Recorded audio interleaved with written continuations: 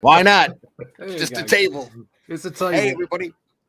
Come see the table. Get a little Cecil puppet. Hey, everybody, how you doing? Yeah. That'd be great. I'm coming. Yeah. Great. Yeah. Come There's on an in, idea everybody. there. I It's time feel a for new some- channel coming on. Zimmerman Puppet Theater. If I get a Spank the Monkey puppet, we could do it all. Hey, everybody, let's look at some stinking comics. It'd be Zimation. Zimation. Don't spank the monkey on camera, please. Not gonna spank the monkey on camera. Come on in, everybody. This is no Zoom call. This isn't YouTube. Yeah, tubing. I wasn't talking to you.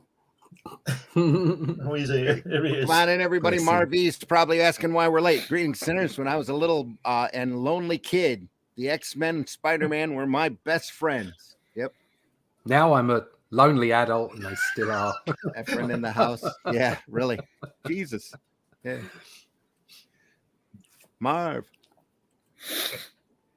Garrett, how you doing, buddy? I can't believe I get to watch live. What luck. Yeah, what luck. We're starting 5-6 minutes late. We know how to keep people out. And the wife tells me that she would appreciate it if we ended a little early today. Oh, so. Well, tell her she's got no chance. Yeah. So that's what I said. I said, you know how we are once we get to talking. I was showing that off the air. Take a look at that, everybody. That's the size of my hand. That's a reprint book that Marvel actually kicked out called Avengers Assemble. It's on newsprint, saddle stitched, 2 staples, but incredibly small.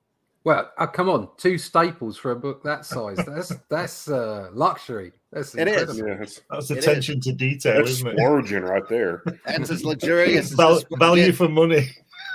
Nice, sparkly cover, regular cover stock, newsprint interiors. The first 3 Avengers issues are in that, and they took the time to actually show you the covers on the back cover.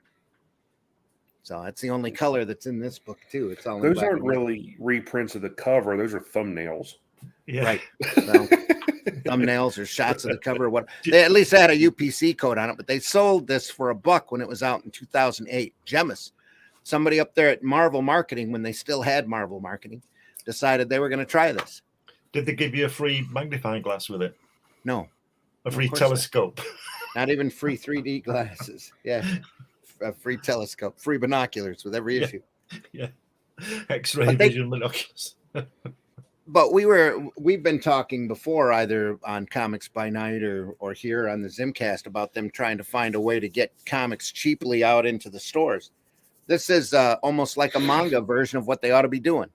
Yeah. You know, they could put that out there for a couple bucks and still make money.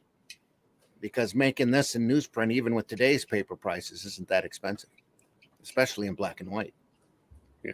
So just most of the offset printers right now would have to farm out that cover unless they had the printing house or the printing presses to handle the slick paper on hand. Most of the newsprint presses, at least around here, don't. So when I had a book, a comic done for a client, for a superhero team that I did called the Preservers. Let me see if I can find it. I got that printed incredibly inexpensively. But we had to order like 3,000 or 5,000 at once.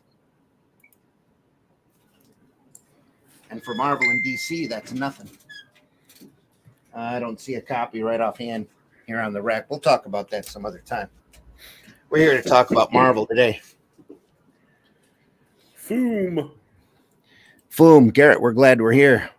What's the dog name? Champ. I wasn't calling you. Someone asked your name. We're running the opening, and then we'll get things underway here. Thanks for watching. This is Sunday Funnies for the, is that the 18th? 19th. 19th. For the 19th of February. Here we go.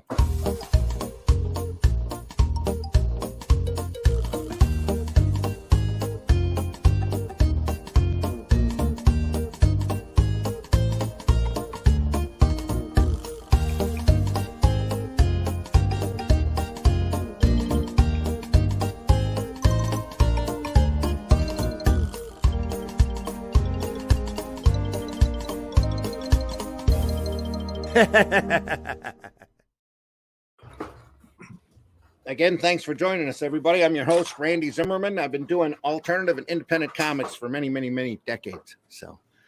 And I've been reading comics and collecting comics for that entire time. So happy to show a little bit of this stuff off. Joining me today is Mr. Glenn Fleming. Glenn, introduce yourself. Hey everybody, my name is Glenn Fleming. I'm a writer, artist, and publisher. I write lots of books. I've got 10 on Amazon that you can get. You can get this, the best one from me, about my visit to see Jack Kirby at his house. And with that, you get a DVD.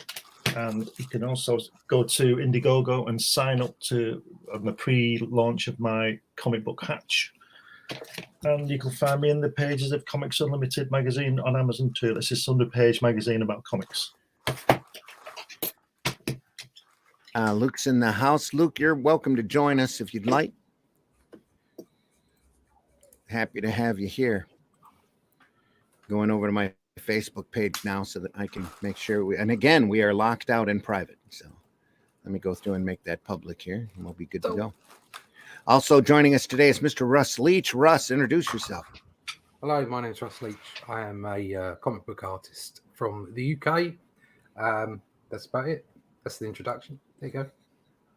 Okay. Also joining us today is Mr. Mitch Rogers. Mitch, introduce yourself. Hi, I'm Mitch Rogers, and I am a comic book writer, a horror comic book writer and artist from South Carolina. All right. I just had to follow Russ's example. Less is more. Less is more. Yeah. Look at that. Is that Buscema? Yes. It is, yeah. This is a copy of F.O.O.M. number 12. F.O.O.M. was Friends of Old Marvel. It was a fan club that Marvel did back in the 70s. Friends of Old Marvel. That would be us then. There we go. Yeah. That would be F.O.O.M. Old Friends of Old Marvel. Well, Old Marvel being the good Marvel. Oh, I sound like an old man. Get off my lawn. The best Marvel. All these kids need to get off our lawn. I don't know what you're worried about. As far as I'm concerned, the only Marvel. Yeah.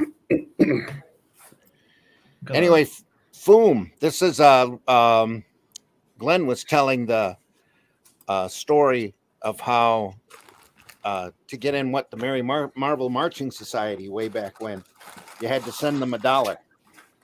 Yeah, I've got some more information on that story as well if you want to hear it. Absolutely. You know, I told you about Flo Steinberg getting all those envelopes with those dollars in, $16,000 in cash money, in dollar bills. This is 1966. And I said last week when I mentioned it that must be about $100,000 in today's money. Well, I was wrong. It's $147,000. So she's wandering around with $150 grand in a pocket. And she's walking down 6th Avenue on a Friday afternoon with $147,000 in her bag. In New York in the 60s. There's an adventure. Yeah. And Stan Lee saying, I can't come with you. I've not got time. I'm busy. Because there was only 2 of them in the bullpen. Wouldn't you thought she could have rung the bank and somebody would have sent an armored car or something? That's not the way that works. Anyway. Well, could you imagine that? Could you imagine waking up and or going into work and behind the letterbox was 16,000 envelopes, all with a dollar in them? Probably about 4 or 5 mailbags full that Flo had to go through herself. That's right. Yeah, that's right. Brilliant. Yep. Well, this is F.O.O.M. When you ordered F.O.O.M., you got a little card, you got a little certificate, you got a wonderfully folded Steranko poster of a bunch of Marvel characters, and you got the newsletter. So I think for a year. Right. This is issue 12 here, obviously focusing on Vision. Lots of old artwork, lots of photographs in it, some very lousy layouts here and there. But some of it is pretty rustic looking, but this is 1975 here. Let's just look at the credits there at the top there. Stan Lee publisher, Len Wein. I'm just wanting to know if it said who designed it. Oh yeah, Barbara Altman, darling of design. Yeah, I bet she is. I bet she is. Right, okay. Just wanted to see what was going on. Barb, here, paste our newsletter together, will you? All of these kids sent money in. I guess we should send them something. Yeah. John Byrne. Yep. We have there's a great picture of a young George Perez in here as well. It's not in this issue, but Vision, This Is Your Life. Oh dear. Not sure who did that one. I gotta take a look at that signature. Sorry. Looks, no offense to the artist, Oh, I if they're can't a even read pro, but it does look like fan art, in my does. opinion. It does, yeah. It's probably bullpen Oh, art. there's a signature by the foot. I know. I got to put my bifocals on. Take a Maybe look at that's it. what they were going for. Maybe it's a look. I might have to pull out my magnifying glass in order to read it. Get that free one you got with the Avengers Assemble book. Now, give me just a second here. I'll go get that so that we can see it. I can't believe it's that small. It says, for your average, everyday, scarlet-faced android superhero, the Vision still leads an exciting life. Or is that lives? I'm your F.O.O.M reporter here at Avengers Mansion in Midtown Manhattan. It's very much in that scratchy 70s underground looking style, though, with some great overuse of Zipatone. I can't even tell what that is. It looks like a P and H. Oh, it's Patty, P-A-T-Y. Right. That's what that Very is. good. And I had to look at it under the magnifying glass in order to see it. Don't give up the day job, Patty. I would imagine she never did. Look at that. Wow. More great stuff. That's Buscema there, isn't it? Yeah. Undoubtedly. All three of them, it looks like. Yeah. Is it John. Johnny Craig inking? Is that what it is? I think so, yeah. Yeah. Yeah, the inking isn't as good, is it? Oh, what an eye. It's not as good as John would do. No. Some people are just made for. Yeah, it's not bad. It's just not as good as what John would do. Yeah. No, not saying it's rubbish, just saying it's not as good as some other examples. Daringly printed in blue, by the way. That's a classic Vision drawing, isn't it? It is. It's a very classic panel. What the? Oh right. Oh well, the one on the left is the Yeah. one on the cover of my book, isn't it? Yeah. Yeah. That's when they take him on as an Avenger. He's so overwrought with emotion, he actually cries. That's the Avengers book that he was in. Get over it, Metal Man. Wasn't that West Coast Avengers? No, that's regular Avengers. Oh right, because they reused that for West Coast Avengers, I think. Oh, I'm sure they did. Maybe they redrew it. I don't know. They tried to call it a homage cover, Yeah. When I printed my line of comics in the 80s, the first issues were in blue because the printer threw them on the back of another job. He was doing it for free, so I couldn't complain. I've got all these. I still got some. I got these boxes of. Picked up these boxes of blue comic. Because he was doing it for free, so he just decided to stick it on the end of another job. I said, "Oh, cheers." So next time I'll pay. There you go, Scarlet Witch. Meditations on a Miss. That's a wacky haircut. Yeah, It is. very strange. It's like You mullet, got to isn't know. it? You got to know exactly where to stop the perm. She looks like Chris Waddle, Russ. She'll start like singing Diamond Light in a minute. Yeah, Looks like a quickie by Ramita. John. yeah. Certainly didn't spend a lot of time on it. Whoever did. It's terrible, isn't it? Mighty Marvel mini items.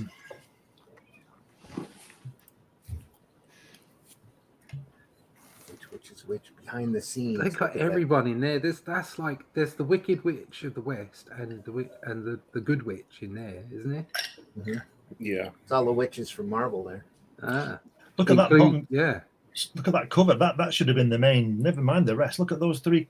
The rough by John Romita, and then the curvy pencils, and then the inking. Yeah. Superb. Huh? Why am I not seeing that full size? Behind the scenes. You got to remember, this was just $1. Yeah. Well, I think they charged a little. I think they charged a little more for this because of that opening package. So, Right. like I said, that Steranko poster and was really big. It folded out. They sent everything in a manila envelope with an issue of the first issue of F.O.O.M in it. It's a great picture of Uncle Stan there. Yeah. That image of Spider-Man was so used. It was Yeah. Yes, it was. everywhere. Was that That's- Ramita or Ditko? It's Ramita, that. That's Ramita. Yeah. Yeah. That's Marie Severin here. Yeah. Did that. Yeah, you can Like- tell, can't you? She was amazing. Yeah. Yeah, she was great. Her work was very underrated. She didn't really do a lot of artwork, did she? Was she art director for a long time? She was the bullpen touch-up person for the longest time. Whenever there was something Okay, I that needed to believe be you. changed or altered, that they She did it. yep, she did it. But she also had a run on Tales to Astonish doing the Hulk Yeah, feature there yeah. for And she quite a did, while. and she did some in not Brandek as well. She did practically all of Not Brandek, I think. Right. She also did practically all the colors for EC Comics when they were around. Yeah. Wow. Yep, that Yeah, too. she kind of developed their coloring style, because like in Right. like in shock scenes, there's always like these just beautiful fluorescent blues and reds. And Didn't she just only die recently? She was about 95 or something. yeah, a few years ago. I think Yeah. so. Yeah. Wow. She got what's her brother, right? John. Yeah. A regular gig. She brought him into mentioned him to Stan, didn't she? He was working for Mad, wasn't he? Yeah. And, no, and Cracked. she meant He was doing a lot of work for yeah, Cracked magazine. Yeah. and she mentioned him to Stan, and he came in and did Nick Fury, didn't he, to start Yeah. with? Fantastic. Did a lot of the Western material though. Yeah. Over there. I think before he got Nick Fury. A lot of Two Gun Kid and Kid Colt Outlaw kind of thing. 12 collector's classics for only $250. Look at all those iconic covers there. Got a John Buscema one of Submariner, and that Kirby one above it where he's holding Thor because he's dead or whatever he is. It's a Steranko Captain America. It's just all it's collector's classics. Yeah. Fantastic, isn't it? We've got these sitting around the office, kids. Do you want them? Send $2.50 plus 50 postage to Super. Do you get all 12 for $2.50? Well, I mean, Response to your cards and letters. Mighty Wow. Marvel is proud That's so to cheap. produce I got the I most fabulous offer in comic book history. I won an eBay auction last night You did? oh yeah, did he? for Go on. 13 Conan, Savage Sword of Conan magazines. Yeah, you mentioned this the other day. £16. There you go. Wow. was that your highest bid that you put No, in? well, that you see, I was up against someone during the week, and Yeah. I put my highest bid in as 60 quid.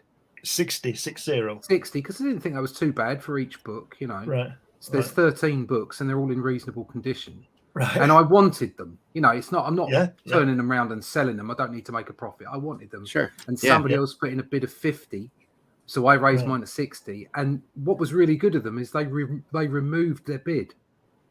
Huh. So effectively, my bid went straight back down to the original bid, which was 99p. And then a few other people Oh. got involved, and it went up to £16, and I got it last night. So Is that what Big happens? So if somebody pulls out, if somebody pulls out, then their bid is no longer counted. So Oh, they right. were obviously not prepared to bid as much as I was, and it seemed to me that they did the decent thing and walked away. So they could have left it there, and you would have had to pay 60 quid. Exactly, I'd have had to pay £51.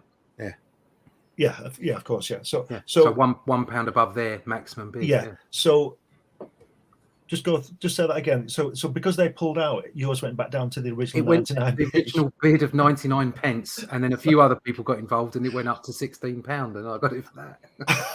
Cool. Brilliant. Dead chuffed. They probably decided to give up because your bid kept overriding theirs. Well, yeah. Screw this. But they didn't have to. They could have just left it there, and I'd have had to have paid the full amount. But Yeah. Well, that's nice. There's their It two-page wasn't- spread it again in wasn't- blue. It wasn't your wife who put that £50 in, was it? No.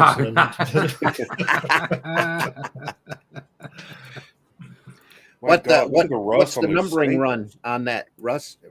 Sorry? Was it a consecutive number run or what? No, issue it was number run? it was varied. Okay. It was just there was a lot of Alcala work in it, which I was interested in. There you go. Some other bits and pieces. There was some Cull stories as well. which interested me. There wasn't a and I number really- 8 that, is there? No. I picked up like a 74 and 75, which was an Alcala story, and I picked that up for 20 quid. So to get all 13 for £16, I was dead chuffed. Bargain.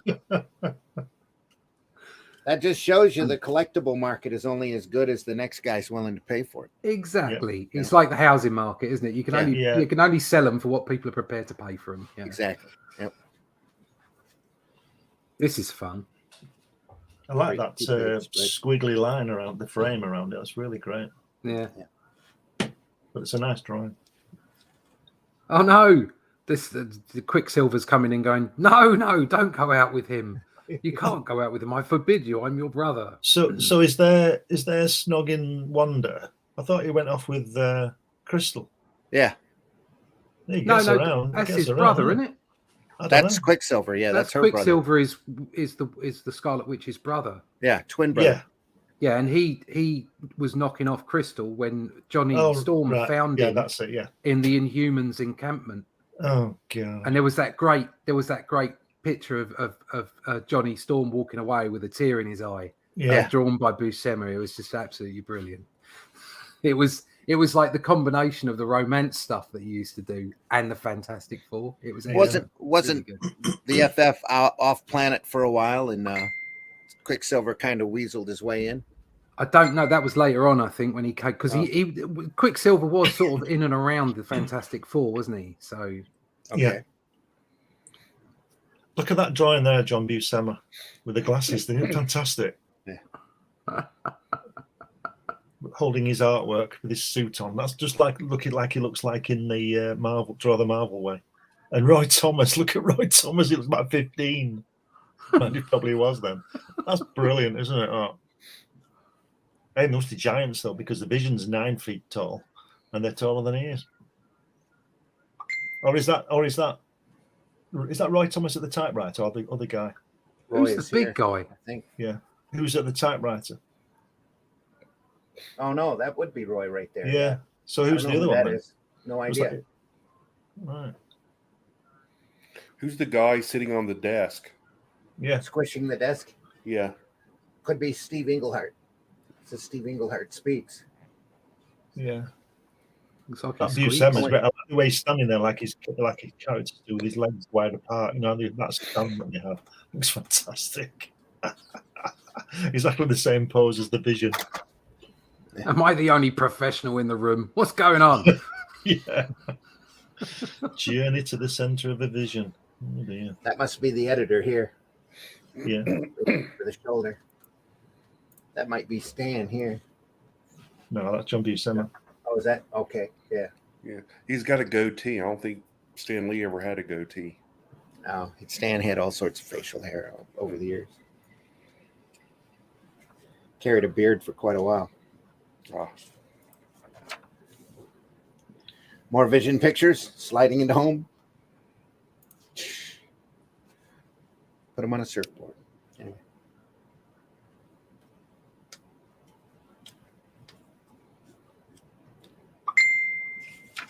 Okay, people, you can stop talking to me now. I was talking to my phone. Everybody's calling all at once, of course. Wow. Roy Thomas speaks part 2. Look at that. Journey in the center of a Vision. Where he's lying down there. Yeah. That's great, isn't it? Wow. Roy Thomas speaks.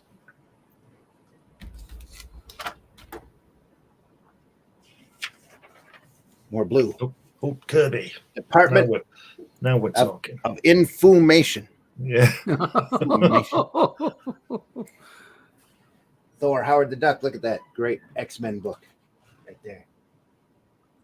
It's 98, I think. 96, 98. That's interesting, that Icarus there. It says Jack Kirby 75. It didn't come out until I think it was late 76. Yeah. So that's interesting to see that he was so far in front of it. Usually a year and a half Right.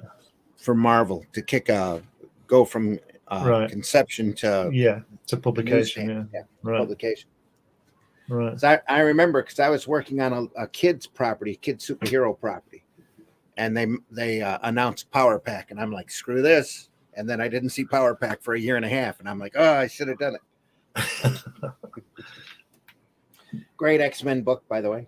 I believe that's where the Sentinels come in, capture the X-Men, take them up to a satellite, and Wolverine ends up breaking out by popping his claws and tearing through the manacles. And that's got that class. That one of my most memorable scenes in X-Men where he does that for the first time without having his gloves on, and Banshee looks at him and goes, "Holy crap, dude! You never told us those claws were a part of you." Oh, And he wow. goes, and he looks at him and he goes, "You never asked." Oh, dear. Is that a Buscema Thor cover? It is, isn't it? Yes, it is. It's I would fabulous, isn't it? It's really good, that. I like that one. They're all dynamic. Even the Master of Quack Food. Master of Quack Fu. Quack Fu. The Duck number 3, Master of Quack Food. I should say Russ Leach, Master of Quack Fu. Yeah, I can quack wood. Just a joke there, Russ. I know. enjoys ducking around. I know you know. Female Red Guardian. Wow. Also, one of my favorite titles from back during that era, Skull. Skull the Slayer. Didn't last very long, but boy, was that a great book. Skull the Slayer. Yep.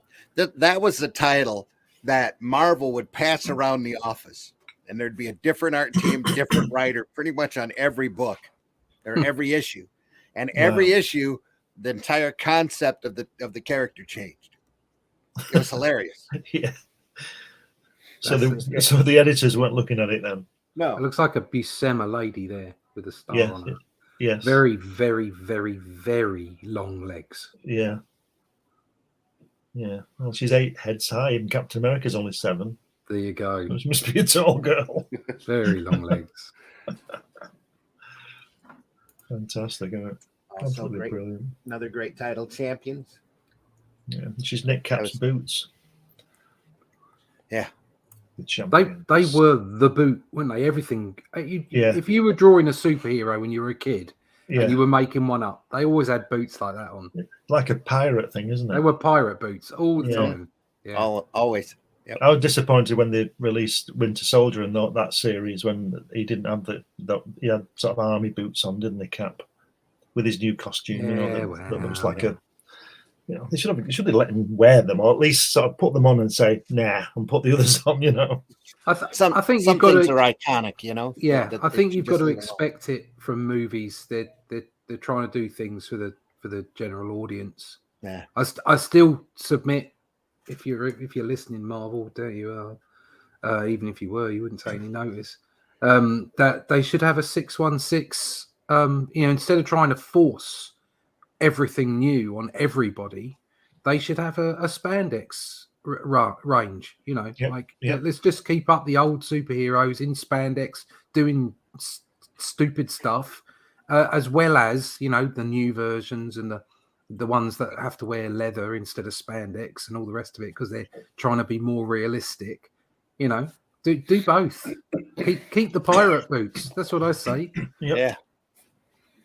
Jenko in the house. I hope you're doing well. Jenko. To switch glasses here. Efren says, I love that intro. Garrett, Jenko. How you doing? I'm a foomer. I think you're a fumer, Marv. Buscema used to do his anatomy very rounded, just like adding line weight in some parts. Yep, Marvy says not in some, where it was supposed to be. Mm. Yes. Iconic panel on the left. Yeah, that's the Vision we were looking at left. Yep. Whack hair. Yep. Hey, Marv. Just got back. The Witch's Perm. Love those nostalgic comics. The best. Absolutely. Yep. The Witch's Perm sounds like somewhere you'd find in the Midlands.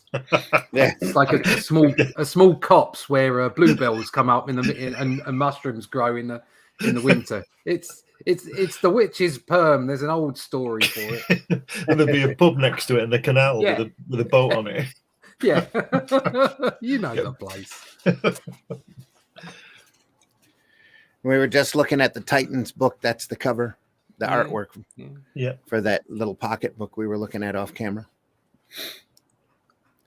Nova, of course, just rolling. I think at this point, Liberty Legion. I've never seen that before. Liberty Legion. That's Kirby, isn't it? That cover. I've never seen that before. Yeah. Bataan Falls. I've never seen that. Wow. It was like Robin and the little guy. Who was that? That's Bucky. Oh, right. Of course. Yeah. This is a collection of World War II heroes. Oh, right. I've They never all seen got that. together. Bucky was part of that. It ran for a couple of issues. Never seen it. I can probably Did, pull it did, in. Did Kirby write it, or was it just his cover? I think it was just his cover. Right.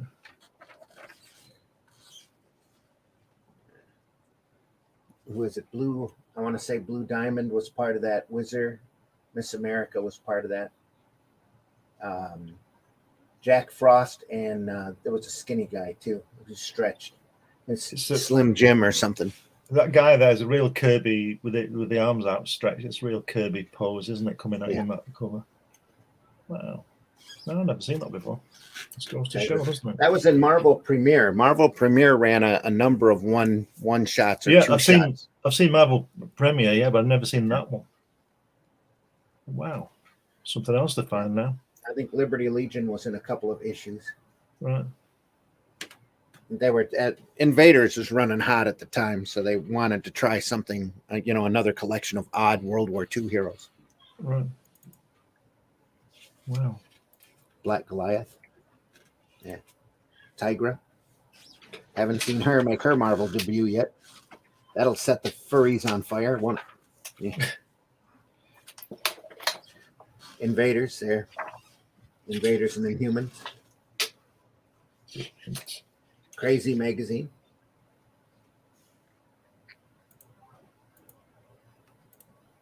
What? That's the Shroud there. You don't see that character very often anymore. What could you do? Could you just go back, Randy, please, and tell me what number that Marvel Premiere, that Kirby thing was? You're gonna make me switch glasses again. Here. Is it? Let me. I might have to look at it under the microscope too. Is it 26? It looks like 29. 29. April 1976. It is 29. Yeah, Red Raven is in it as well. Red Raven, Right. Patriot. It's a counter for the Invaders. He only did the cover, according to this book. Yeah. I've got the complete list of his work, and I've never noticed that before. But that's just did the cover on that one. He'd done a lot of work in '76, wasn't he? A lot of covers and things. Oh yeah, he was on almost every cover at that point. That's back before I had any appreciation for him, and it was a constant, Yeah. Kirby, grumble, cover, Grumble. grumble.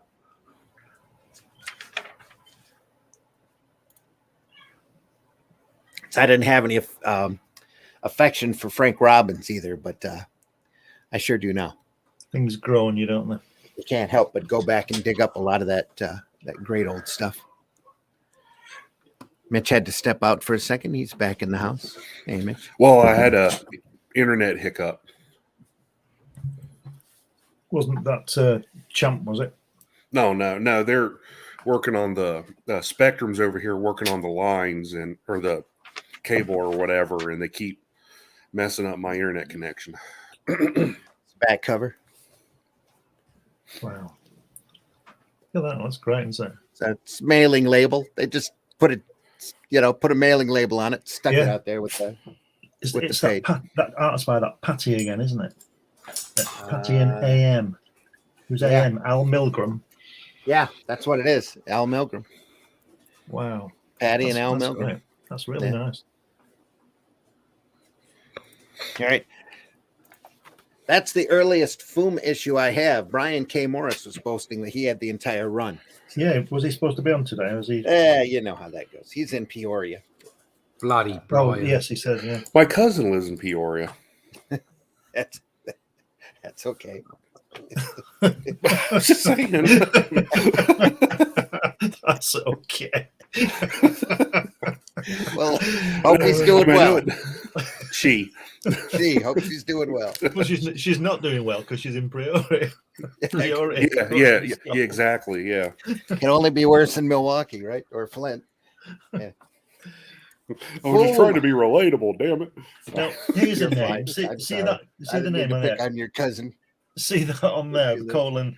Is that Leola? How do you say that name? Yeah, The- Lealoa, I believe. Leoloa. Is he? Yeah. Is he from Hawaii or something? No, Is he? I don't think so. At least Is he South Pacifican? I don't think so. No, just Leoloa. says an unusual name. Yeah. I love Howard. the I Duck. have a sketchbook that Steve did that I bought when I was out in San Diego when I Mhm. met him. The only time I ever met him. Right. That is a small, beautiful little trade paperback with a lot of not single line, but a lot of solid line drawings. You know, there's no real Yeah. width to it. There's no dimension, but it's very, very much in the style of Mobius. And it's very unusual stuff. He took a collection of his warm-up sketches pretty much that he was doing like train of thought on and put them all together into a book. It's a fascinating book.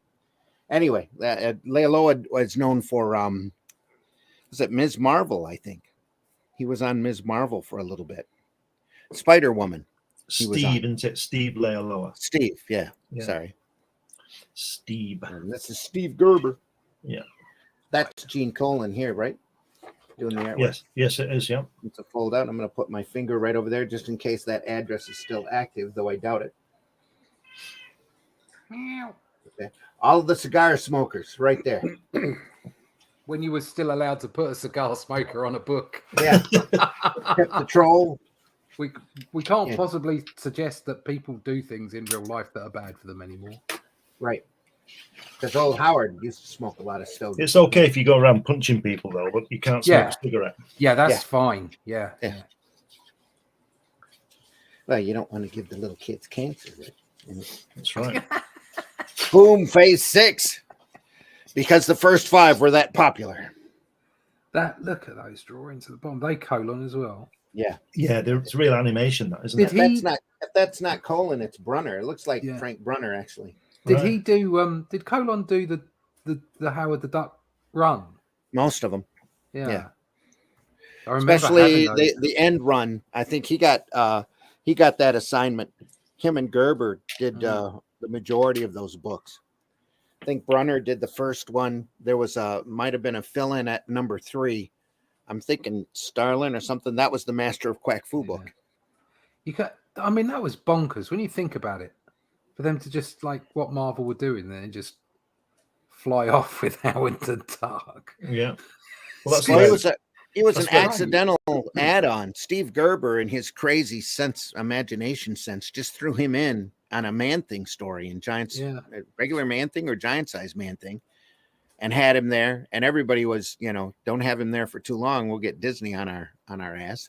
So he had him fall off the trail that they were all walking on. It was Man-Thing, a barbarian, a cheesecake girl, and Howard.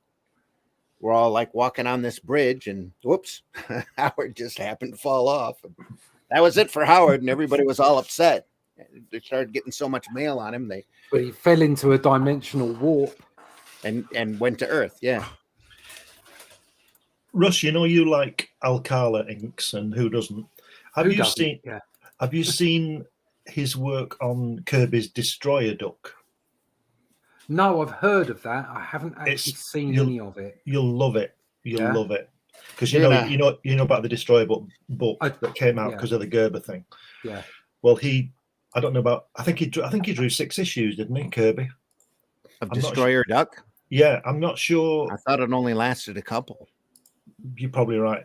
I'm not well, sure. I If could be wrong. I'm not sure if Alcala inked them all, but he certainly inks the first one. Check it out. Yeah. You'll love it. Nostalgia Comics, the best.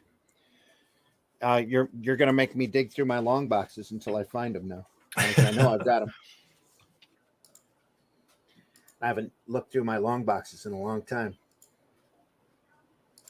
How to leave Marvel in style.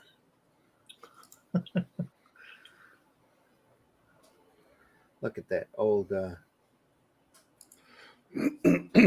there. That's Marv Wolfman. I believe. Tiny Tim. Oh dear. Remember That's him? Marv there. Tiny Yeah. Tim. He used to be on Rona Martin's Laughing, didn't he? Tiny Tim, who Yes. did not Yep. die. No, I believe he's still alive. Actually, Tiny Tim. I thought I he thought he died on died. stage. He died No. on stage, didn't he? He, I don't he had a think so. health scare on stage, but I think he died Oh. not too long later. Let me Right.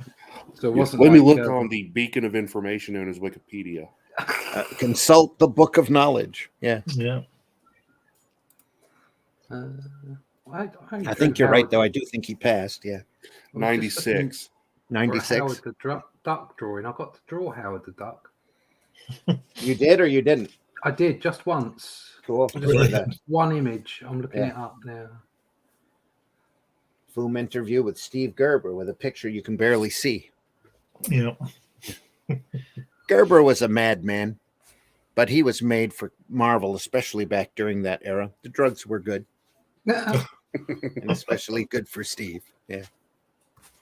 Until they weren't. Unlike the song says, the drugs did work. Yeah. Yeah. Well, it's like Bill Hicks says, why do you always hear negative drug stories? Because every experience he's ever had on drugs was pretty positive. Because they don't want you to wake up. They And he don't was want dead you at to 30. know. And he was dead at 32. Well, not from the Hicks- drugs, from the cancer. Yeah, he died from Yeah. cigarette cancer. Yeah. That's not like his joke about, the people, all the news stories about people that jump out of windows thinking they can fly. He's like, well, fuck them. They're stupid.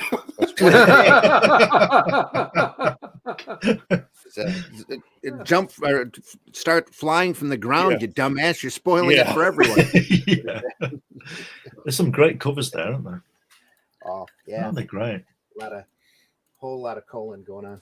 Yeah. They're I great, copied aren't they? that image quite a bit. If him Yeah. bursting out of the newspaper with his fist up. Yeah, it's great stuff. Howard for prayers. Yeah, and I fully endorse Howard the Duck for president. Was it Shooter who brought Howard the Duck back? Or was he just happened to be in charge at the time? I don't remember if he was in charge at that point or not. I don't think so. I think it was slightly before he came on. So are we at 76 here? Yes, we are. I think Shooter came on 78, didn't it, to be editor in chief. So it wasn't. I'll answer my own question. There it is. Yeah, I thought it was a little early for Shooter as editor in chief there. Do you know something I can never work out about these kind of layouts? Look at the center thing with the sort of Hulk character in the ring, right in the center, arena of no return. Yeah. I, as a designer, that loose line there, that widowed line underneath that would have to go above it. It's just my eye went straight to that. Here? Yeah, Yeah. That's bad design. They Yeah. should just drop that down and put that line above it. But that's just Especially me. considering the spacing. Yeah. There is already blown. Yeah. But they wanted the picture to be equal. Yes. And there's very little, there's no border there. I'd have had to alter the kerning if they wanted to do that and get it above. But anyway. Ah, Look at that. Howard the Duck meets the Yeah, Avengers. look at that. Brilliant. How good is that? Oh my God. And they're showing Val Mayrick was the first one to draw him. Yeah, that's right. Because I remember he they gave him a heads up at the end of the Guardians movie. Mayrick and Gerber. They kind of told him to go see the film and make sure you sit through the credits. I thought John Buscema had drawn him. Wow. Frank Brunner, yeah. Yeah. John Buscema. They're all good, aren't they? Everybody Gene wants to draw Oh yeah. Howard. There's all great stuff. There's a great Howard Essentials out there too that collects everything together in black I'm and going to white. have to try and seek that out. Good luck. That's like the Conan and the Godzilla Essentials. That low print run, very hard to find. Teen Angel. Howard the Duck. Wenzel and Roland. Wenzel and Roland. Oh, maybe Roland Man? No. Probably not. It was Wenzel. Wenzel, no idea. Pretty good drawing, though. Yeah. Howard was always fun to draw. About the artists. Gene Colan. Surfing, Steve Lealoa. Yeah, mine's there if you want to look at it. Look at that. It says Gene Colan. The only problem with Eugene Colan is that he's just too damn good as an artist. Yeah. What a great statement.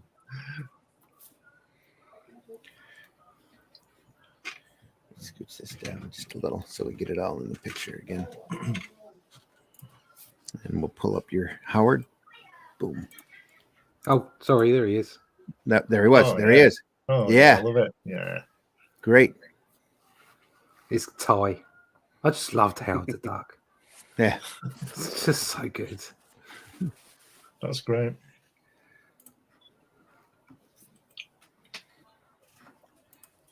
Surfing Steve Lealoa. Leah Lower. Is that the guy you were talking about earlier? The knight? Yeah. Yeah. You can tell I've had the magazine for a while. It's got a little bit of That's the best part stainage of it. there, little molding. That's what makes them great. Oh, look at that. Look at that. Department Again. of Information. Lost lovely long legs again. Yeah. Jazzy John Meter. Look at that. Art director extraordinaire. That is a production sketch, if ever there Wow. was one. Yeah. You know, if you were given that as your guide, you wouldn't have a problem, would you? You'd probably drawing as good as that, but there's no mistaking what she's doing and what she's wearing. Wow.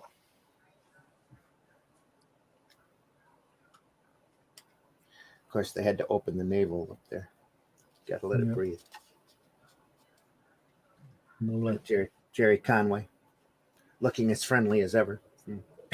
His reputation. Brilliant. George Tusker. Our pal Sal looking like Archie. make him an offer he can't refuse. Well, they were in New York, right next to New Jersey. So, Yeah. Chris Claremont here. Down in Wow. the lower corner. Yeah. Young. Oh, They're all young. Our pal Sal Buscema. Wow. There's some names in that article. Look at that. Oh, Paul Galassi. Yeah. Wow. that looks like Sean Connery, doesn't it? It does, yeah. Yeah. Is that 16 panels in one page? It was And like, look is at- that Marlon Brando at the bottom? Yeah, and look at what he's put in each panel. I Yeah. mean, it's, you know, the shading and everything. Lovely, Master isn't of it? Kung Fu number 43, I think. Yeah. Oh, that Howard the Duck cover on the Marvel Treasury edition, the top right. Oh, Yeah. I had Yeah. that. I had that. That is a classic book as well. It has one of the few treasuries that actually had an original story in it. Right. That Howard meeting the Defenders. The Defenders. When is that? Hawkman, Nighthawk, Nighthawk. That's it. Yeah, I love Nighthawk. those Defenders. Valkyrie, Hulk, Nighthawk, and Doctor Strange. I love those Defenders. They met a team of supervillains there, and of all of them I can remember is the Spanker. It follows you around, doesn't it, Randy? Yeah. And there was another character that had Spanker. a big black dot on his chest, a big black circle, who was called the Black Hole. Oh, And it used to the big the narration on it says, as everybody knows, the black hole sucks. oh And it dear. used to suck people into his chest. Is that Bill Mantlo mentioned the guy who got hit by the Yeah. truck or something? Is he still in hospital or something? 30, 40 Last years I old. knew, he was still in the convalescent center. Yeah. Wow.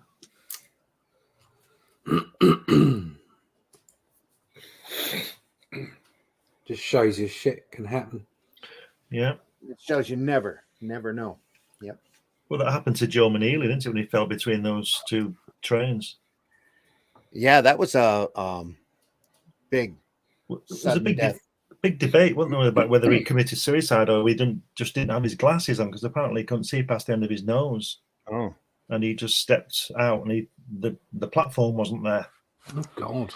And I that saw was it. some artwork from him within the last couple of days and was thinking how dynamic it looked compared to Yeah. his Black Knight material. Yeah. Well, Just Stan incredible stuff. Stan Lee said, didn't he, in an interview, and he said, imagine how good Marvel would have been with Kirby and Joe Maneely. Yeah. Because Joe Maneely could draw 5 or 6 pages a day. Of course, there's Yeah. Jack. Yeah. John Jumbo. Verporten, there's an underrated artist, John Verporten. He inked the Eternals, didn't he? Also, the first few. I think so, yeah. He's a good artist. He left the art side, didn't he, to be production manager. Yeah. And he was only 30. He was 37 when he died. John Mhm. Verporten. Well, that's just a year older than I am. Damn. Wow. There you go. Don't Look show at off. Look at those. Yeah, look at those pencils by Kirby. Aren't they wonderful? Aren't they? Yeah. Everything's there. It's just incredible. Amazing.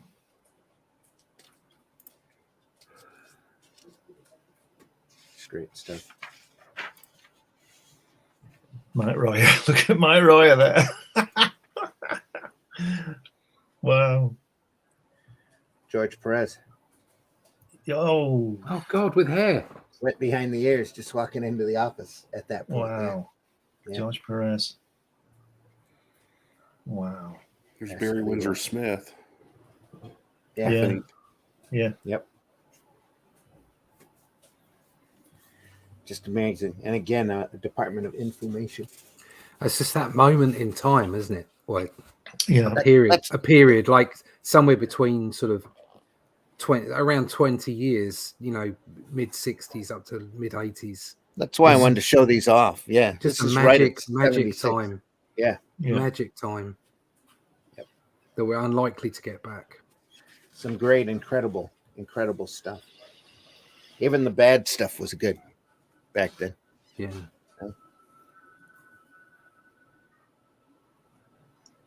I think the only chance we've got at anything even approaching what was going on then is the indie market now.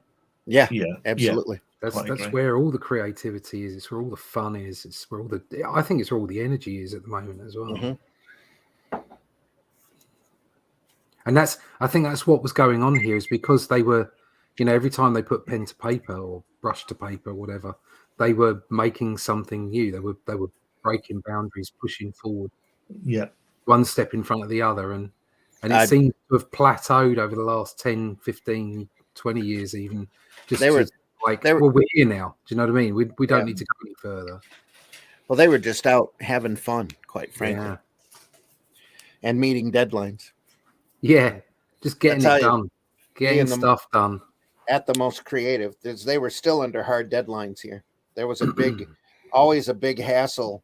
I remember them making fill-in issues in order to make sure they were able to hit deadline. Every title had to have a fill-in issue done. Right. Just in case. Yeah, that's where Tommy Tap Tap came from. On Defenders, yeah. That's what happened with that Steranko run on Cap, wasn't it? Kirby filled in an issue because he was late on his deadline. Right. F.O.O.M flashes, typewritten out. If you need 20 pages doing overnight, ring Jack. And when he's done them, pass them over to Vince Coletta to rub it all out. There, But he'll have it done. there we go. Yeah. Is that Larry Lieber? Oh, there you go. Coming of Captain Britain. Yeah, I think that's Larry Lieber drawn that. It was a very Kirby rip-off, but that's Larry Lieber. Yeah. It's all right though. Who's that guy fighting on the other side? What's that all about? Is that Conan fighting Glassman? Glassman. It's Glassman. It's from up north. That's Severin. That's John Severin. Wow. Yeah. It's really detailed. Or Marie. Could be Marie. No, that's Marie Severin. No, that's John Severin. That's It his says a dazzling, in-depth interview with the most talented and nice lady in comics, Marie the She Severin. Yeah, so that must be one of her drawings. That's really incredible. This looks like what was that? That Marvel had a title out in the 80s, I think, called Crystar. Yeah. It had Crystal Warriors in it. I think the Captain Britain might have been Herb Trimp. That could be too. Could be either one. Didn't he do a little bit of that work? Captain, he did the first issue at least. Yeah, that is probably him then. Yeah.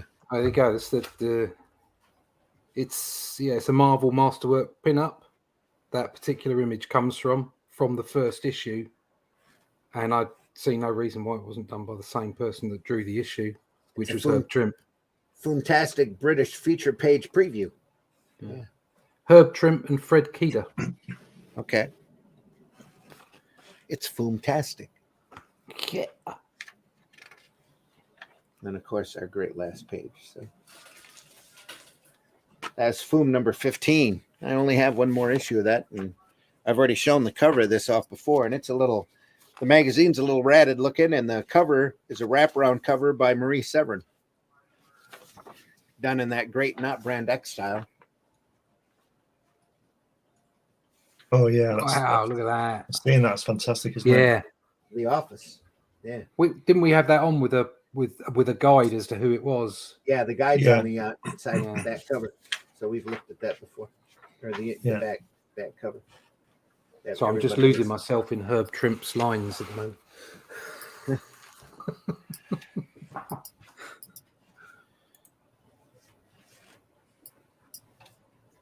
F.O.O.M number 16. Talking about the bullpen. Oh, I just dreamed of being in the bullpen. How great is that?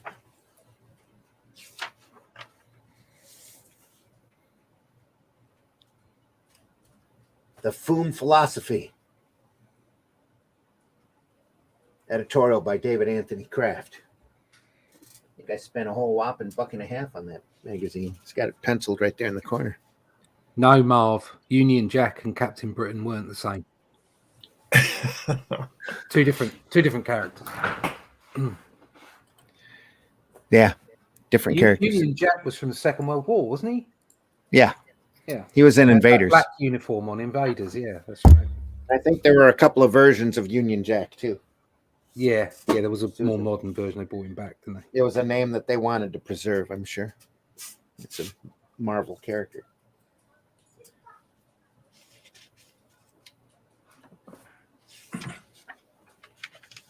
Mighty Marvel mini items. Look at that, Spidey in the White House, Jimmy Carter. Rock Raves revisited. Did you hear he's in hospice care now? Yeah, I did hear that. Yeah. I thought he died. I just saw the end of the bulletin of it last night. It just He's Oh, on no.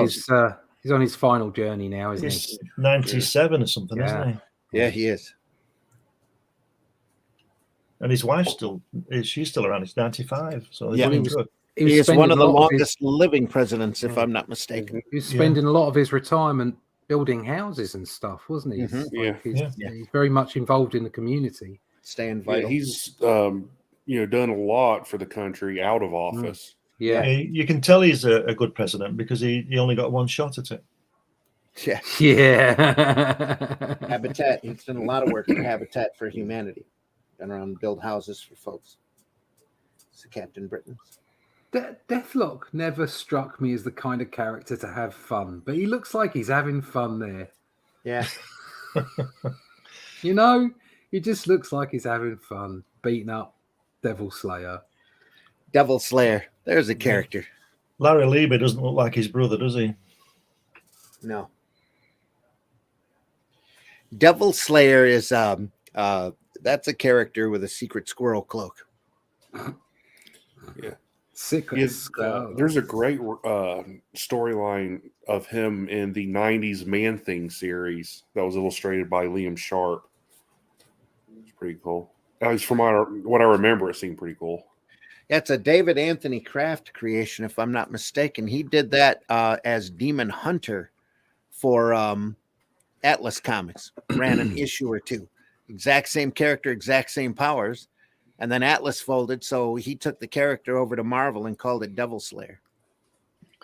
That's not a very good CV thing there. With that Larry Lieber there, it says, is the erudite editor for the recent and short-lived Atlas comics. Yeah. Why did they have to put short-lived in? So, little jab set in there. Yeah.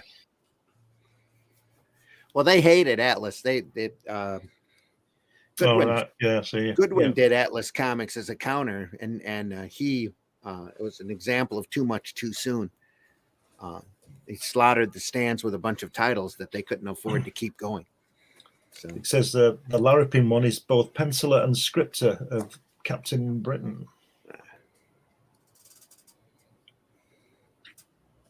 Who's that? Larry Lieber, All right. Stanley's brother. he's got a goatee. Which ones did he pencil then? It must have been after you were saying about with what's he called, Herb Trimpe. Herb Trimpe. I don't know how many he did, Herb, but obviously this guy took over. Yeah, he's up to issue 4. Didn't Larry Lieber take over from John Romita on the Spider-Man newspaper strip? Yeah, and he ran it for quite a number of years. Right. Yeah. But see, he would get scripts in from Stan. Him and Stan don't get along. They don't. Very rarely did they talk to each other.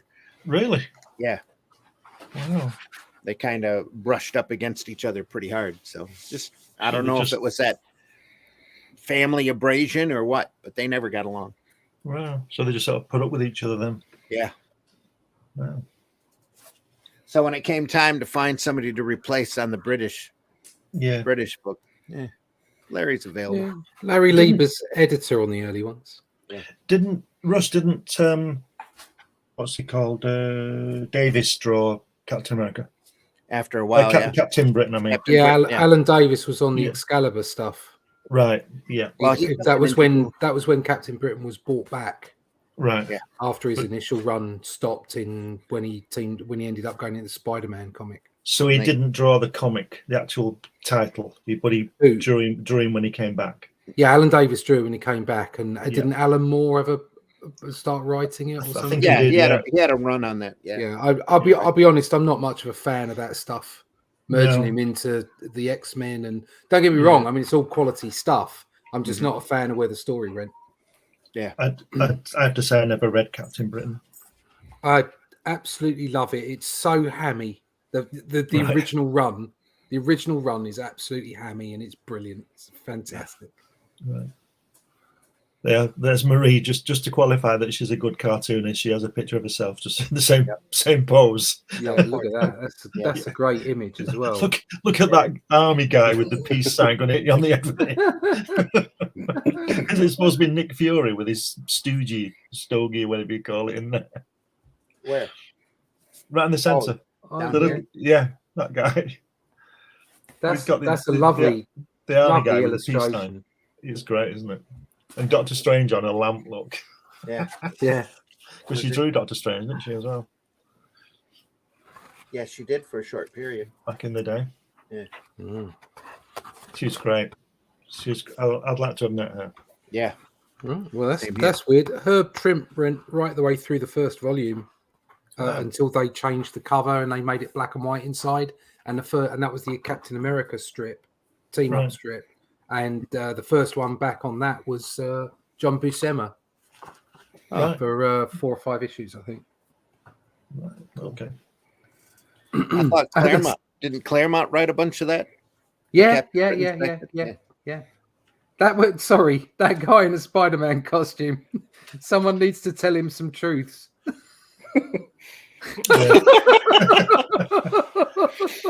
Just like this, you're not looking good, pal. That's not a great look. That was obviously before cosplaying became an art form. I mean, it's not like he's a big fat guy. There's not a lot of him, but damn, he could do with a girdle. That's just not looking good, is it? Oh, dear. Well, the lady here on the couch seems to be enjoying it. Yeah. Yeah, At least the view. that's Marie Severin. Yeah. I Yeah. think so. Look where- Looking at her self-deprecating Oh, dear. cartoon, I think she's having Yeah. a good old laugh at him. Yeah. Yeah. You also look where she's looking compared to Stan and her brother. I mean, I'm saying. It's just like have a word. Oh dear. That's funny. Smiling Stanley, Yeah. How Jazzy tall John was Ramita. Stanley? Mirthful Marie, Jazzy Johnny Ramita.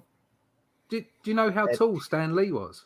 Admire the first ever No. Spider-Man costume as It's modeled Roy by Thomas. It's Rascally Roy Spider-Man. Thomas. Yep, That's Rascally Roy Thomas. in the Spider-Man outfit.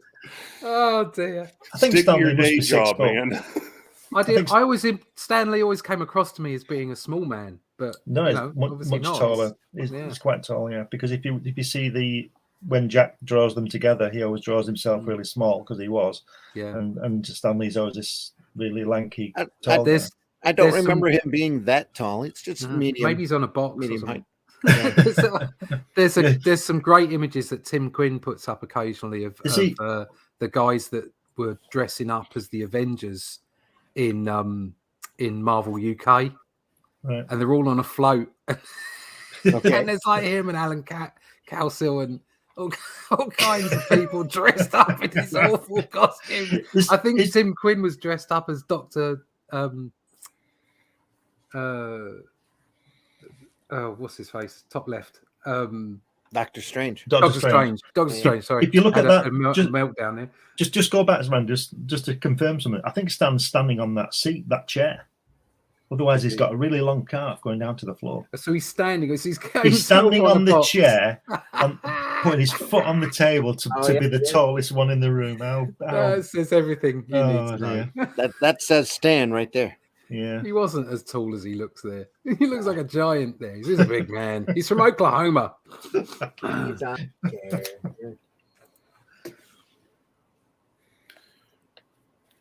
Art smile on. Happy birthday. Al Williamson there. Look at that. Merry Christmas, Marie. Wow. Captured in Vietnam. That Captain America top hat. Well, that wouldn't publish him. One wouldn't bother him with it. Unpublished cover. Thank Giacoya. Yeah. Wow. I wonder. I don't know what the percentages were of finished art that didn't get published. Yeah, I've always wondered about the similar thing with some of the Kirby stuff, where it's obviously lettered and inked. It's finished. Yeah. Why was it rejected? And when Ready to go. Yeah. So I wonder if they do. I have often wondered, and you might know this, whether they do two covers. No. Right. The only time they did a second cover is if they felt Right. the first one wasn't good enough. Right. But they would have been paid for all of that.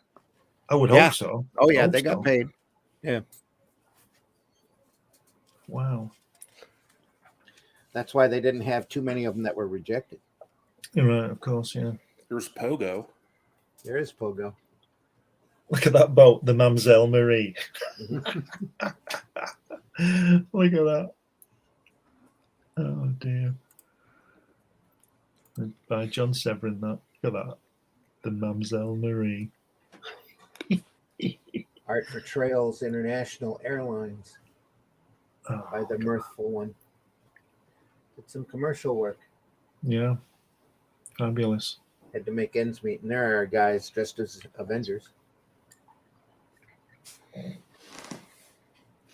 Scenes from the Emerson Theater Company's presentation of the Braggart Warrior, featuring costumes designed by Mirthful Marie.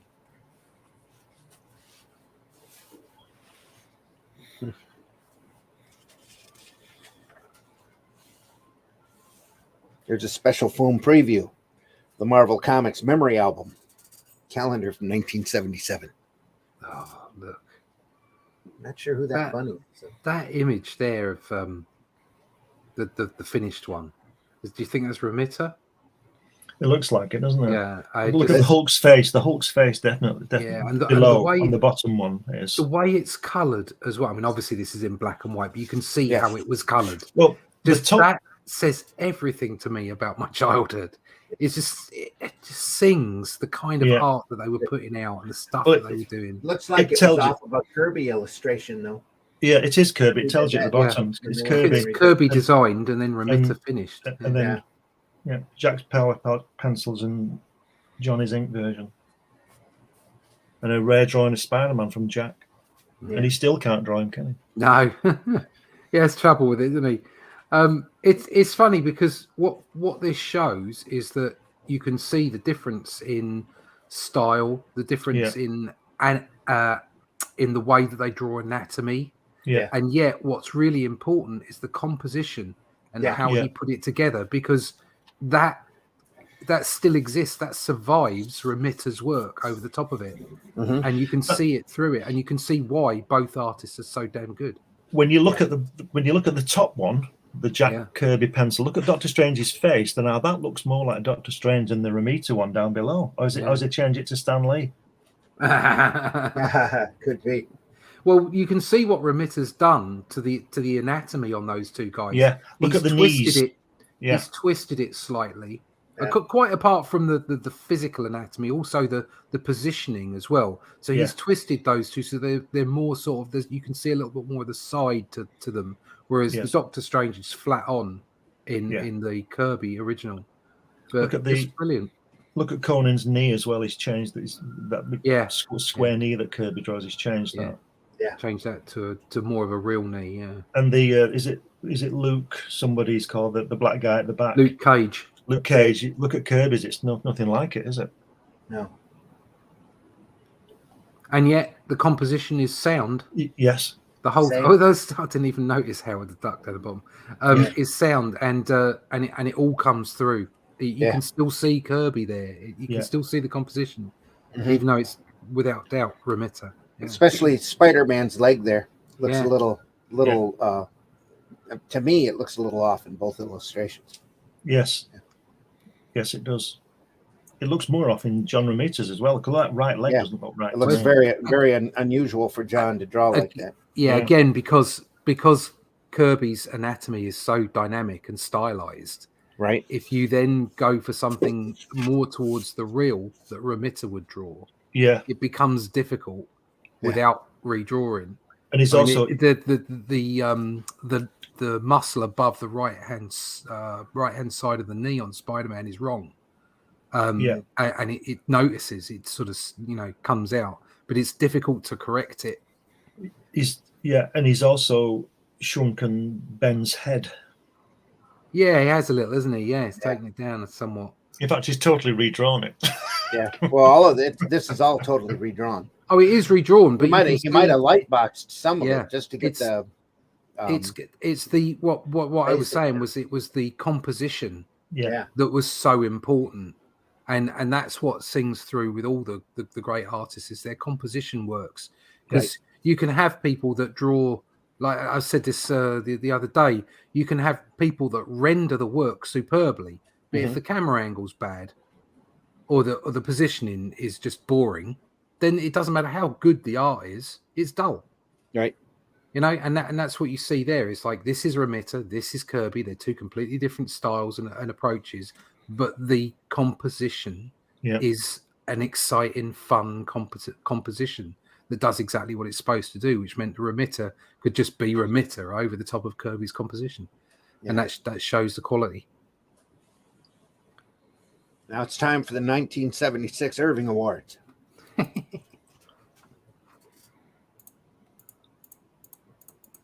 Chris Claremont. Cheerful Chris Claremont. Is that a tongue-in-cheek? Favorite Marvel comic at that point was Avengers. Wow. Number 74, Spider-Man, FF, X-Men, then Captain America. That's X-Men.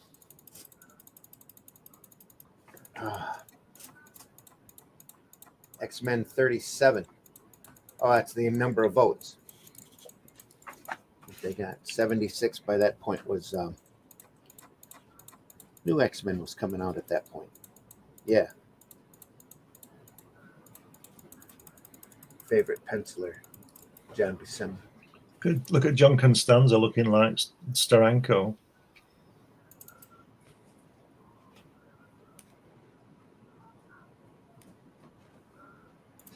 Where are you seeing that? Second page, top picture with the sideburns and goatee. Yeah, John Constanza. Looks like Steranko. Favorite letterer. Favorite Yeah. colorist. Glenna Swain. Didn't Len Wein die recently? Yeah. A couple of A years few ago. years ago. A Yeah. few years ago. And that's it. That's his wife. Yeah. They weren't. I don't think they were together at the time, were they? But She still got his last name. So yeah, was his wife. Yeah. That image there, that's just it's Yeah. it totally reminded me of something I'd done. It's old Victor. Victor Von Doom, because there's that image there, but bottom left Yeah. on there, and it was just like, right, yeah, I know where I saw that. But I think that's from a Fantastic Four panel, actually. Yeah.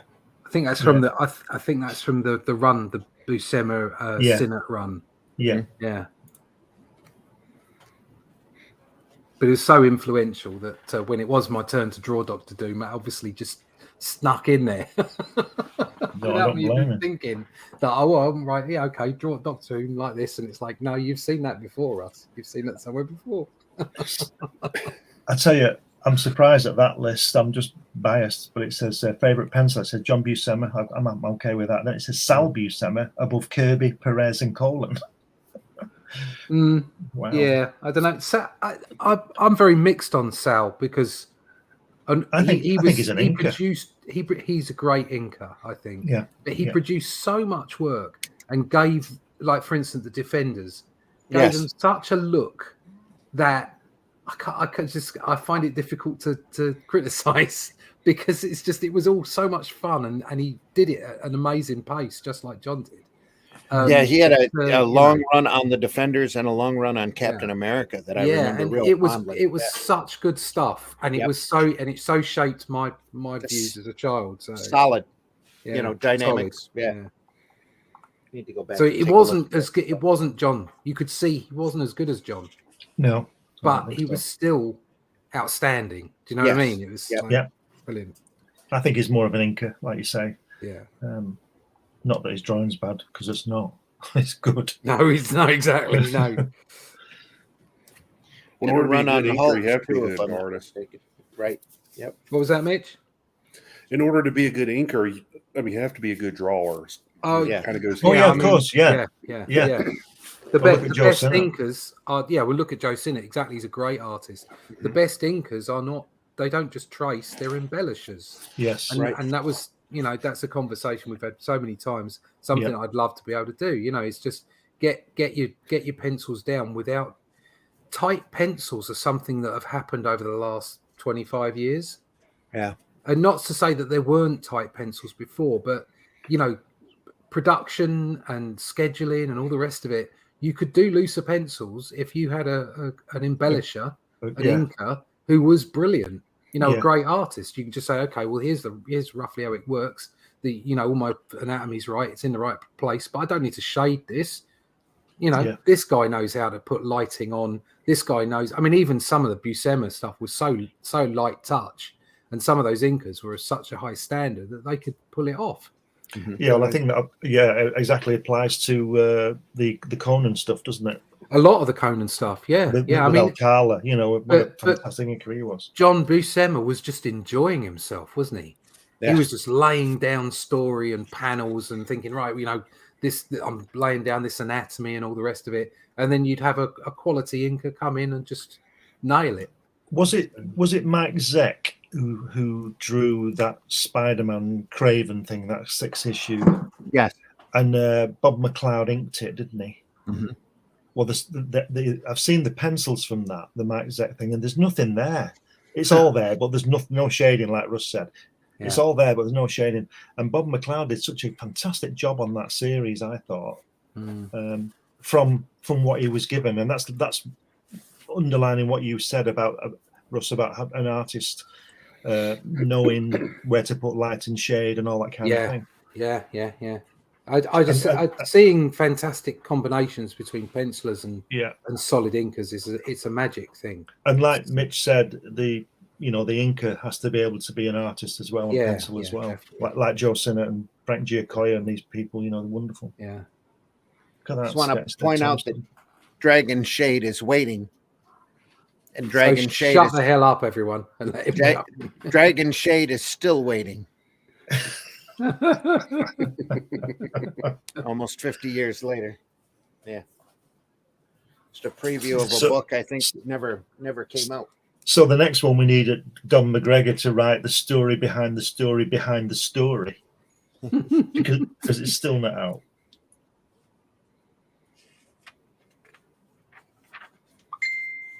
Tom Sutton. Great artist. Did a run on no, I'm thinking Tom Mandrake did a run on Spectre. Sutton did some Conan Brack-McMorn work, didn't he? I think. I don't know. Anyway, I think so. Yeah, maybe. There's an insight there. It says this is what 76 now. It says I was the $75 a week art director. It was terrific. Yeah, $75 a week. Yeah, Probably wasn't a bad wage. even back then, that was lousy wages. Was it Yeah. 1975? Yeah, Right. wasn't good.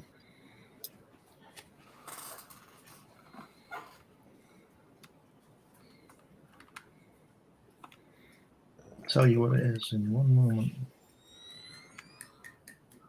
$75 now would be $394. Yeah, that ain't a great wage. No, No. not a great wage. No, Nope. especially in New York. Yeah. Yeah, It is considering that 20 years earlier Kirby was getting $30 a page and putting 5 a day out. Yeah. So How much a page? $30. So $30, and he was putting out 5. So he was getting $150 a day. Yeah, So that's twice what he was making. that's what 700 a week, 800 a Yeah, week. and that was what 10 years earlier. That was in 1960. Yeah, 6 years earlier. Yeah. well, that's how you made your living back then, Yep. is by volume. Yeah, Because the volume. page Yeah. rate sucked. Yeah. Yeah. Nowadays, that- you tell anybody $30 a page, they just look at you funny. Give you stick figures. Yeah. Get a good inker on them. Archie again. Information. Look at that Perez work from Logan's Run. Yeah. It's just great, isn't it?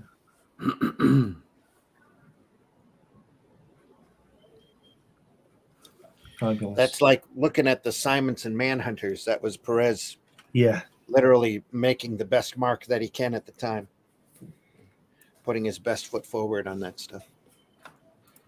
I remember reading Joyce Perez said he couldn't fail because he went into the Marvel offices when he was about 19 or 20, and Jack Kirby and Joe Sinnott and Gene Cole and all these people would be passing through, and he'd say, "How do I do this? How do I do this?" And he was getting all this $1 million art direction from these geniuses, you know. Can you imagine? Yeah, Stan's telling him how to pace it. Kirby's showing him how to draw it, and Sinnott's showing him how to ink it, and Gene Colan's draw it like this. You know, he couldn't. And he said, "I couldn't fail." I mean, he's a good artist, isn't he?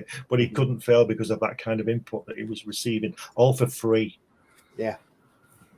Well, it's for walking into the office. Paul Gulacy, Master Kung Fu. Yeah. He does a lot of painted work, doesn't he, Paul Gulacy? Yeah. In later, I think did he do it for? I don't know if it was Pacific. Was it somebody who did a lot of coloured work? There was is it Six from Sirius? Is that Paul Gulacy? Yeah, but I think that was DC. Was it No, DC? It was Epic. Epic. That's it. Yeah. Epic. Yeah, but it was all hand painted. Which was Marvel. Yeah. Right. Yep. Yeah. Archie Goodman was editor of Epic, wasn't Yeah, I'm pretty sure he was editor at that time. he? Yeah. I have a copy of Saber that he did with Don McGregor. Right. That Eclipse kicked out. That's really amazing. It's got very much a Jimi Hendrix as a post-apocalyptic hero. Do you know? If all the if I could, Sorry. You're fine. But considering how often my phone's been going off this whole of all the editors in the past that I would love to have sort of met and even worked with, would have been Archie Goodwin and Dick Giordano. I always find, I don't know a lot about them, but I always find them, everybody rates them and wants to work with them. You know, and they're nice people, you know, good people. Like Marie Severin, everybody rates her and says she's a great person, you know, an admired artist. though he doesn't have that great of a reputation. I have a lot of respect for Shooter. Yes. A lot of it. And last time I talked to him, he was a real congenial guy. Yeah, he was sick as a dog at that show, but he was. I think he's really good. From what I don't know a lot about Jim Shooter either, but I think he seems to come over as the kind of person who is just gets it done and doesn't care what he says. He's not bothered if he hurts your feelings. You just got to get it right. He just tells you. You know, abrupt, I suppose you might call it, but yeah, it'd be great to work with him or for him. Best way to learn. Yeah. You don't mess about. No, I'd have loved to work with any of these people. DeLacy's run on Master of Kung Fu is amazing, and it's been very rarely reprinted. I think it's only been reprinted as an omnibus. So just phenomenal stuff. And then Gene Day came in after him and did an amazing job, amazing run as well. Mike Zeck came in after that. Zeck. Speaking of people who tell you how it is, I used to work with a guy called Murray Newbury 40 years ago now, and he was never going to be your friend, but I had a lot of respect for him because you knew where you were all the time, and he'd praise you as well, you know, but if it was wrong, he'd tell you. Yeah. Do you understand what I mean? And he was, like I say, he's never going to be anybody's friend because he's not there to be your friend. But I still do have a lot of respect for him because he would tell you straight, bang, do that, don't do that, you know. Len Wayne. Yeah. I think I might have missed a page there. Nope. Luke Cage, Power Man. There's some great covers, isn't there? This stuff. I'm not seen a lot of this stuff before. Yeah. I wasn't buying comics when I in the love Luke mid-70s. Cage. Was he the first, apart from the Black Panther, was he the first black? He was the first one to get his own title. Get his he wasn't own the title, first right. superhero. Yeah, the first American black character. Yeah, They to gave get him to get his own book. to get his own book. I think so, yeah. Back during the black exploitation days. That's why he's got manacles on his wrist and the little tiara on, and the chain belt. Yeah. What was the artist called? One of the first few black artists, and he drew that, didn't he? What was he called? Was he called Ron somebody? I can't remember. Thinking Ron Wilson. Ron Wilson, yeah. Ron Wilson, Billy Graham did some work back then. I'm just trying to think of the artist. I've got the whole the early run of that stuff because I used to love that character. Yeah. Chemo. I can see the art. Tuska did a lot of that material back during those days. That cover there looks like John Romita with that hand, and that Luke Cage cover and those buildings. It looks like a Spider-Man cover. I think Romita did the first issue cover for sure. That's very iconic. It's got him standing there. Who did that? No, I'm going to have to look at that a little closer. Borrow that for a second. Oh, that's sweet looking. Nice perspective. It could be a remitted design, yeah. Yeah, did the pencil work on it. It looks like it was inked by someone else. Oh man, I want to say Pollard, but that might not be right.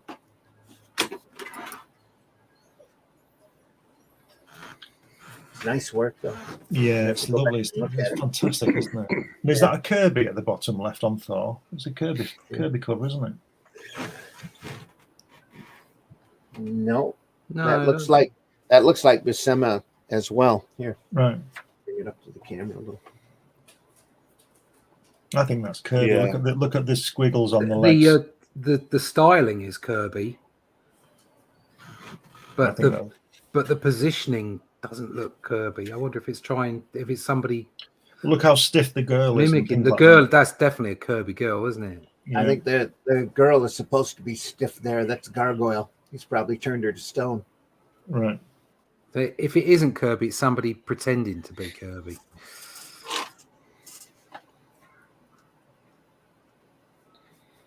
No, it's Kirby. Is it?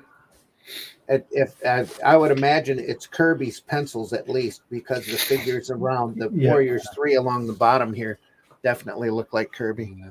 I think Yeah. I think that's probably been inked by John Bullpen at that time, but I might Could be wrong. They were really at a point here where their talent pool was getting larger all the time. It's just fabulous, isn't it? Yeah. I got like, images. like I said, I never followed Luke Cage, but that cover's making me think I should go and find it. I got one No, image of Luke. That's Cage. actually an incredible art piece compared to the interior work. A lot of that was George Tuska that did the Right. interior work. Right. I got an image here of Luke Cage. It's the only one I got to draw. There you go. Oh wow! Rather nicely coloured by Jason Freddy. There you go. Yeah. Wow. It's really good. Yeah, it came out all right. Kirby Crackle. Looks like fun. Yeah, you always got to put some crackle in. Yeah, nothing wrong with that.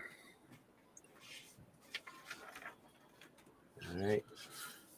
Cull up Jack top Cull. left there. King Kirby.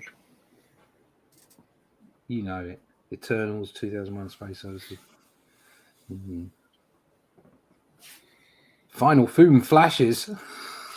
That Kirby 2001 Space Odyssey adaptation is one of those, like we were talking about the Avengers, isn't it? It's not caught up in copyrights. They can't reprint it because I've got somebody a copy of it. We should look at it. Yeah, I've got Yeah, a copy isn't of it it as a well. giant version or something? Yeah, it's a treasury. Yep. Yeah. It's beautiful. Yeah. Very Yeah. esoteric stuff, but so was the movie. Dick, it's Frank Giacoya inks on it as well. Wow. I remember that image. Yeah, that's a real mad cover, isn't it? Yeah, it is. Probably that image was everywhere as well, along with that Spider-Man image. That image. Was Oh, you see that? You see the top right, the biggest, the best, the most bombastic interview ever with. That's in Cooper Black, and I was thinking, yeah, everybody used to use Cooper Black. Everybody knows that 70s. name. Yeah. Yeah, Cooper Black. God, yes.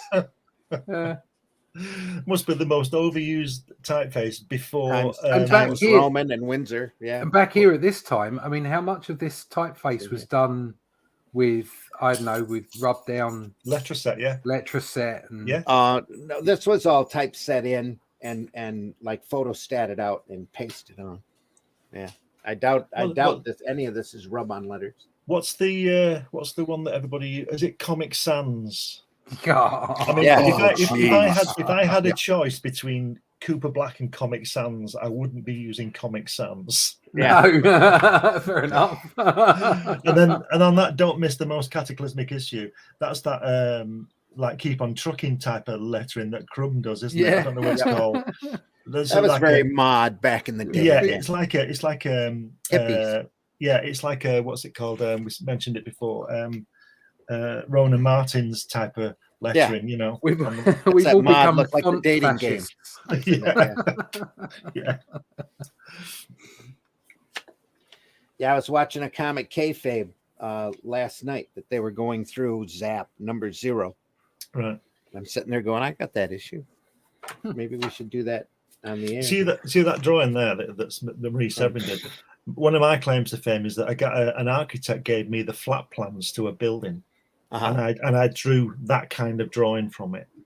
Cool. I had to project it up. And then another claim to fame was I did some work for a real estate agent, and the guy he called me in, and the guy was a builder, and he'd bought a plot of land, and he had the flat plan. He hadn't built his house, and I did a drawing, you know, a 3D drawing of it, and I didn't know what the doors were like. I didn't know what the windows were like, and I drew some types of doors and windows, and this guy was so impressed that he made the doors and windows on when he built it. That I've drawn. You understand what I mean? And it's great to work on. Great to work on. When I was working on the Flint Comics newspaper, I asked Matt Fazell for a cover, and he volunteered to do a cover exactly like this, only covering the conventions that we used to do once a year. Wow. And Lovely. that's what that ended up looking like. Oh yeah. Look Uh, at that Batman. I love the Superman and Wonder Woman in the middle. Look there, a couple of cosplayers. It's great. That's great. Some great stuff. He's an amazing piece. Yeah. I'm supposed to be in there. And that somewhere. alien behind the desk. Yeah, the squid. Yeah. And Popeye's there as well. Yeah. Fantastic. Popeye was part of the paper. He was Right. in about every issue. Yeah. So we had a lot of cosplayers. It was a fun time. Used to do it at the farmers market. So that's why the logo down in the lower. Yeah. Right. Who's that riding the horse? It was like Jim Shooter I don't know. on the left. That's definitely someone, isn't it? Because it's so different to all the other faces. Yeah. Looking on the left, He's riding a donkey or a horse or something. up So or down. Like a Superman. Looks like Prince right in the Valiant. middle. Right in the middle. Yeah. Prince Valiant. Yeah. Prince Oh Valiant. yeah, you know the it's Prince Prince Valiant. Valiant. It is Right. Prince Valiant. Prince Yeah, Valiant. Okay. Prince Yeah, with the Valiant sword. Shooter. Yeah. Yeah. like with the red cape on. Yeah, Of course. Yeah. I didn't see the sword. Yeah. and the chop, the hair is definitely Yeah. Prince Valiant. Yeah, Yeah. Fabulous. Matt's amazing. I always used to love to print his strip. He had a strip called Cynical Man that was all stick figures. Right. Because when I was teaching school, I'd have kids go, "Oh, I can draw stick figures." I said, "Well, print a guy who draws nothing but stick figures. Look at this." You know, it doesn't matter if you just draw stick figures. You just have to know how to tell a story. That's right. That's the whole thing. Look at is All that right. Stan Lee? Is that Stan Lee who's put his foot in that F.O.O.M, that F? It isn't it? That's Stan Lee coming out of Marie's office, just near where the F is. Yeah. Nice. Yeah. Just Yeah. that's Put Marie his- there, isn't it? And he's coming out of her office and Yeah. he's put his foot in the bed. And they're there at the bottom painting it on the floor. Really? That's her painting on the floor, isn't it? Mhm. Yeah. Is she in every panel? Yeah. I did. Speaking of plans like this, I also did some of the place I used to work. I got the flat plans and drew the warehouse, and I drew everybody in it. And I drew me. I put myself in it about 4 times walking around it. Mm. You got to amuse yourself, haven't you? No one else is going to amuse you. Yeah. Who's that guy there above at the bottom? That sort of skeleton-looking guy sitting down on that settee. Who's that? The left-hand That panel. is a skeleton. There's somebody dead in the office. They've been waiting for an interview. Yeah. Where is that? Oh, Bottom sorry. bottom left. The guy Bottom coming left. through the door. Then up from there, where you pointed. Then but No, left. Go up. There's a Oh, guy in here. this. Yeah. Hit that guy like he's dead. He's been there 40 years. Been there forever. In the room right behind him, is that supposed to be the dark room Yeah. where they make the Yeah. Yes, it is. Yeah. the Yeah. It plates is. and stuff? Yeah. Somebody's in something. There's just some feet hanging out the bottom. Yeah. Is that a cooker or something? Oh, is it some kind of press? Oh, this is one of those illustrations you could sit there for hours and Yeah. decipher. Just amazing piece of work. Spider-Man taking her away. Look at Top that! right. He shot him. Look, somebody shot him. Where your finger is there? Just go to the F and then go sort of 10-2 from the F. 10-2 on the clock, and he shot him. Look above the. Oh God! He shot him. That looks like yeah. it looks like Archie Goodwin, doesn't it? He Yeah, shot him. You call that a story? Bang! Funny. Oh dear. Yeah, she's there again, Marie, next to the dark room to the right. She's looking round at she's right in the centre of the page. She's in it. everywhere. She's everywhere. Fantastic. Is she being taken away by Spider-Man? Whereabouts is that? Top right-hand corner. Spider-Man's taking someone away. Oh yeah, Oh, yes, he is. Yeah, I haven't seen him. You can look at the shoes come up and everything. There's the same That's- massive guy in the top left-hand corner. Same massive Yeah. guy we saw. Yeah. Yeah, I knew. I'll tell you that's John the Portney. He was a big guy. Ah, Yeah. That's why he died so young. I think he had heart problems because of his Right. weight. Ah, big fella. Yeah. Here's the guy running into his office. It looks like it's covered in arrows. Yeah, There's yes. arrows in his back, and there's a bat jumped out on someone. I don't know. That looks a bit esoteric. It's fabulous, isn't it? Yeah, yeah. Like I said, you could stare at it for hours. yeah. You should do a whole program on it. Is that Tuesday there or Wednesday, whatever she's called, off the Addams Family below on the left-hand side, other side. There, around your finger then, your left finger. Right here. No. No, your left finger. Your left finger here. Yeah. That girl there with the glasses looks like somebody in that. It looks like Wednesday Addams. Yeah, it does. That is Oh, does it tell you who they are? Oh yeah. That's 31. Give me a second to find it here. They list them in alphabetical order, so you have to look for the number. Right. I'm not seeing it right off the bat here. It would have been easier just to go numerically. Oh yeah, but that would have made it easy. Let me try it again here. I'm not seeing it. Is that it? Nope, it's 11. I am not sure who that is. Right. I'm finding all of the ones except for 31.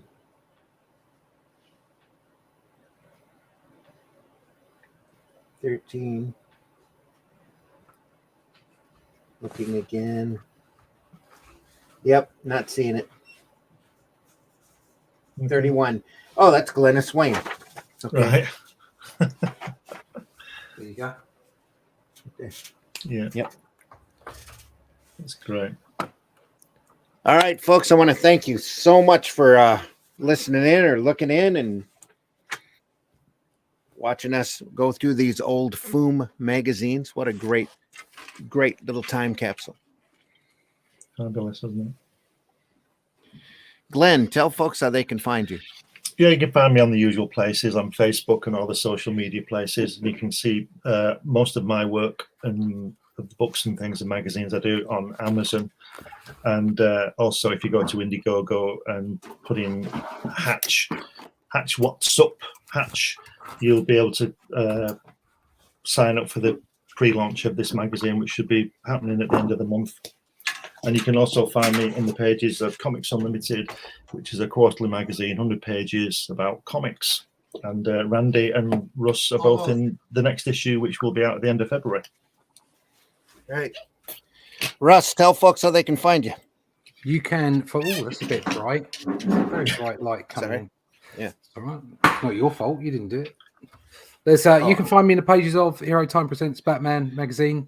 That's over in Europe at the moment. You can find me in the pages of Only Death Can Save Us, which you can pick up from New Haven everywhere online. You can pick up. If you want the original version, which there are only a few copies left, or book 2 before it goes to New Haven, again unique to the Indiegogo, you can go pick that up over on Indiegogo. All the links are over on my website, russleach.com.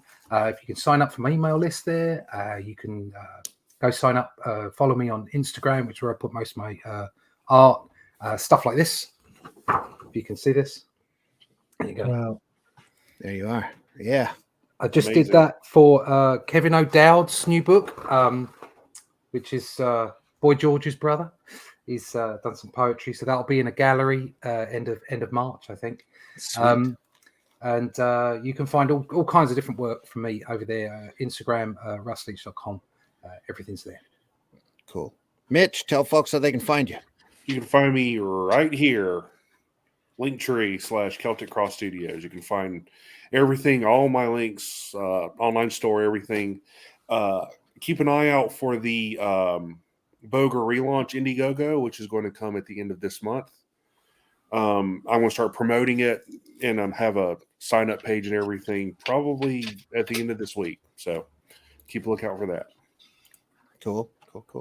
Folks, I've been your host, Randy Zimmerman. You can find me and my work over at aerocomics.store. Go over there and take a look. HeroBot Zero, Calico, Paragon, all sorts of greatness over there for Aero Comics, and there will be a lot more here in the very near future as well. Deeply appreciate you. If you get a chance, go over and check out the Chrome Dog campaign right now over on Indiegogo that has 2 Aero bundles that they're offering, as well as the Hybrids RPG and Trade double hitter over on Indiegogo right now. Also has the Aero Comics in bundles available. Marvy's got a book over there. Russ has got a book over there. Glenn's got a story in Revolt. There's all sorts of fun over there to be had over at aerocomics.store. So go over there and take a look. And like I said, there'll be a lot more coming here in the near future. So, folks, we really want to thank you so much for popping in. Thanks so much for listening in. Hope you had a good time like we did going over these little time capsules. And we'll do it again next Sunday.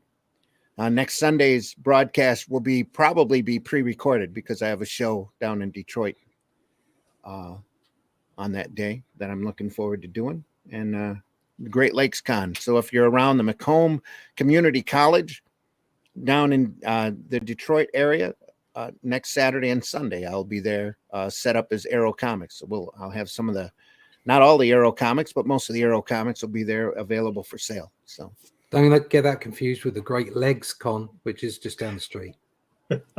Great Legs Con? That's a completely different convention. That's a whole different place. Yeah. You'd need a lot of dollars. I understand the guest there is ZZ Top, so you can make it rain. Yeah.